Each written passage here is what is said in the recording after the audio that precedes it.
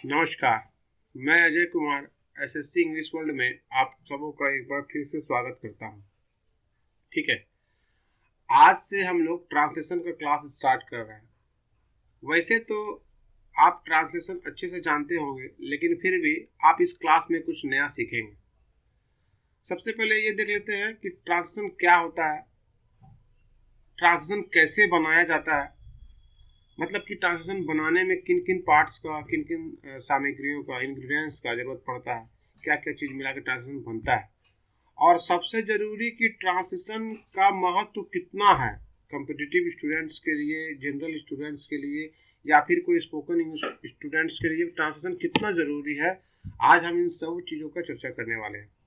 ठीक है, चलिए सबसे पहले ट्रांसलेशन कितना महत्वपूर्ण है ये जान लेते हैं। देखिए, चाहे आप किसी भी प्रकार के स्टूडेंट हैं, आपके लिए ट्रांसलेशन सबसे ज़्यादा जरूरी है। ट्रांसलेशन इंग्लिश के धड़कन है, सांस है। इसके बिना एक पल भी चलना नामुमकिन है।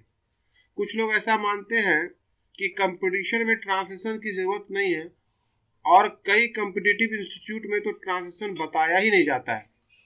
जरा आप सोचिए कि पैसेज, क्लोज टेस्ट, रीअरेंजमेंट इत्यादि आप कैसे बनाएंगे। जब तक आप उसे समझेंगे नहीं, आप कैसे बनाएंगे। और समझने के लिए आपको हर हाल में ट्रांसलेशन का यूज करना ही पड़ेगा। इसलिए अगर आप इंग्लिश में परफेक्ट होना चाहते हैं तो आपको हर हाल में ट्रांसलेशन में परफेक्ट होना ही पड़ेगा। अब ये देख लेते हैं कि ट्रांसलेशन क्या होता है। ठीक है, बहुत सीधा सा मीनिंग है ट्रांसलेशन का। ट्रांसलेशन का सीधा सा मीनिंग होता है परिवर्तन। जी हाँ, यानी कि एक भाषा से दूसरे भाषा में परिवर्तन को ही ट्रांसलेशन कहते हैं। इसके अलावा कुछ नहीं है ट्रांसलेशन। जैसे जैसे कि हिंदी वाक्य को इंग्लिश में बदलना ट्रांसलेशन होता है। एक एग्जांपल देखिए, जैसे वह घर जा रहा है, तो यदि हम इसे इंग्लिश में परिवर्तन करेंगे तो इंग्लिश हो जाएगा ही इज गोइंग होम। तो ये वह घर जा रहा है से ही इज गोइंग होम, ये जो प्रक्रिया हुआ, मतलब इस हिंदी से हमने इस हिंदी को अंग्रेजी में बदला, तो ये किसके माध्यम से बदला? ये हमने ट्रांसलेशन के माध्यम से बदला, या यूं कहिए कि इसी को हम लोग ट्रांसलेशन कहते हैं। ठीक इसी प्रकार से यदि इंग्लिश में कुछ लिखा है और उसे हिंदी में बदलना हो तो उसे भी ट्रांसलेशन कहा जाता है। जैसे यहाँ पे लिखा हुआ ही इज गोइंग होम, अगर आपको इसको हिंदी करना है तो हिंदी हो जाएगा वह घर जा रहा, तो ये भी ट्रांसलेशन हुआ। चाहे आप हिंदी से अंग्रेजी करिए या इंग्लिश से हिंदी करिए, या आप हिंदी से बंगला कीजिए, उर्दू से मलयालम कीजिए, किसी भी भाषा में एक भाषा से दूसरे भाषा में जो ही आप परिवर्तन करेंगे, उस परिवर्तन की प्रक्रिया को हम लोग ट्रांसलेशन कहते हैं। Is it clear? अब सबसे इंपॉर्टेंट बात है कि ट्रांसलेशन किन किन चीजों से मिलकर बनता है। ये बात वीवीआई है। इसके लिए पहले आप कुछ एग्जांपल देख लें।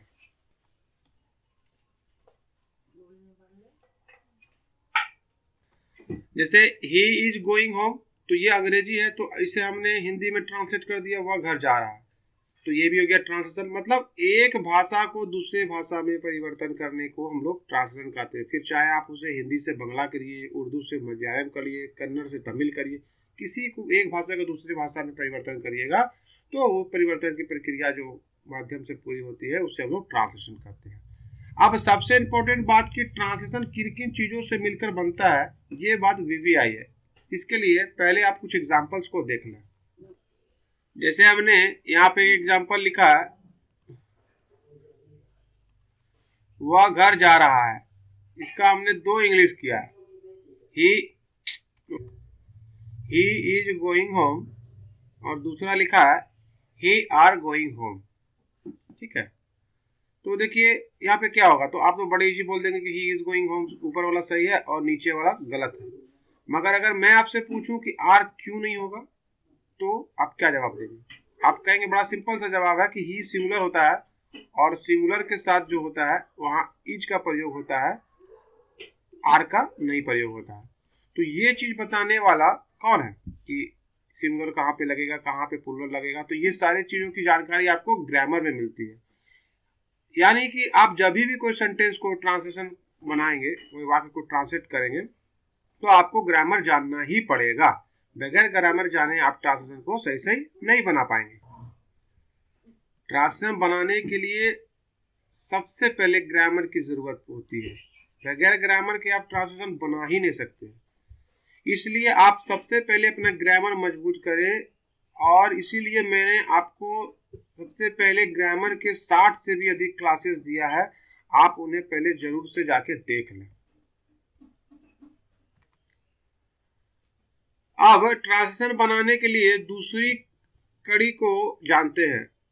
मैं फिर से वही एग्जांपल को लेता हूं ताकि आपको समझने में सुविधा हो। यहाँ पे हमने एग्जांपल लिखा है वह घर जा रहा है, इसका हमने ही इज गोइंग होम और ही इज कमिंग होम दो कर दिया। इस बार तो देखिए ग्रामर तो आप जान रहे हैं, ही के साथ इज लगता है तो दोनों में इज लिखा हुआ है, ये बिल्कुल सही है, ऊपर भी सही है। लेकिन उसके बावजूद भी आपको कंफ्यूजन हो सकता है कि अब क्या करें। तो देखिए जा रहा है, जाने का अंग्रेजी होता है गो, न कि कम, यानी नीचे वाला यहाँ पे वाक्य गलत हो गया और ऊपर वाला सही हो गया।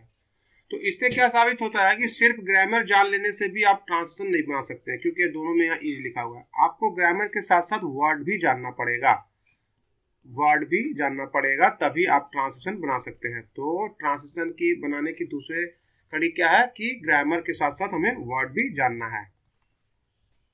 ट्रांसलेशन बनाने के लिए ग्रामर के साथ साथ आपको वर्ड्स भी जानना बहुत ही जरूरी है। बगैर वर्ड्स के ट्रांसलेशन संभव ही नहीं है।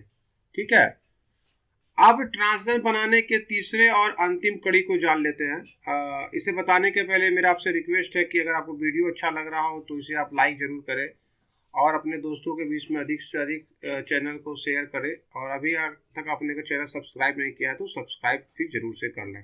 चलिए अब लास्ट कड़ी को देखते हैं कि ट्रांसलेशन बनाने के लिए तीसरा सबसे इम्पोर्टेंट बात क्या है। यहाँ हमने फिर से वही एग्जांपल लिखा है वह घर जा रहा है, लेकिन इस बार मैंने इसका 3 इंग्लिश किया है। He has gone home, he goes home, he is going home.